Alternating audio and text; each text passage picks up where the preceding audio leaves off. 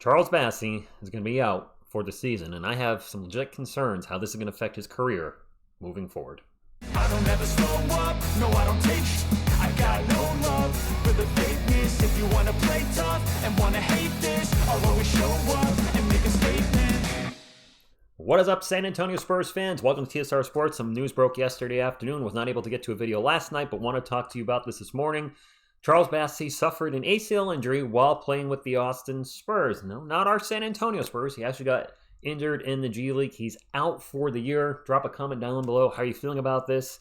How do you feel this affects the rotation? I'm going to drop my 2 cents and my concerns about his future. Let me know if you agree, disagree. Hit that thumbs up, like, support the channel, and subscribe to become part of our wonderful sports community. So let's get into the article from Pounding the Rock.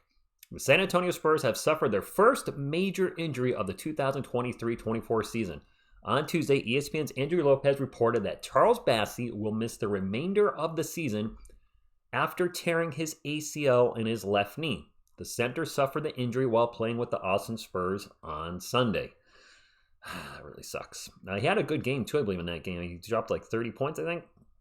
Anyway, the center appeared in 19 games this season, where he averaged 10.8 minutes a game, 3.3 points, 4 rebounds, and about a block shot. He had shown improvement as a rim protector and finisher in the paint this season, and I agree. If you watch Charles last year, when he blocks a shot, he just doesn't block it and get just the tip. He just takes that thing and swats the crap out of it, sometimes launching it into the stands. So it's been a real treat to see when he blocks a shot because he blocks it with authority. And finishing at the rim has been better this year as well. Last year he wasn't dunking much. We've seen a lot more thunder dunks of justice from Charles when he's in the paint, so he was improving in that area too. Sure, he still had some issues with fouls and turnovers at times, which limited minutes, but in the limited action we saw him, I do think he was getting better. To the point where some Spurs fans were saying, hey, why don't we start him over Zach Collins? He's a better rebounder, better rim protector. We clearly need defense. Why isn't he in the starting lineup? Well, he won't be, and let's move forward. It's another spell of bad luck for Bassey, who missed time last season after suffering a knee fracture in his left patella. So this is where I'm concerned, Spurs fans, about his future as an NBA player. He's got the torn ACL this year. He had the fracture in his patella last year, and I tried to do some research on it, and I find that he did have a patella fracture earlier in his college career. I believe it might be the same knee. And if that's the case, when you have 3 major injuries to the same body part, and he's only in his early 20s, I'm really worried if he's going to be able to continue moving forward and playing the game of basketball. He's young, and the things they can do with ACLs today is amazing. But just keep having the same injury to the same spot over and over and over again is not going to equate to a long, productive career in anything.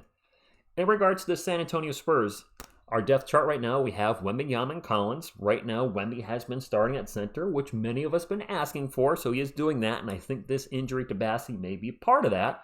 Collins is coming on off the bench. We also still have Sandro Mamakele-Shvedley and Dominic Barlow.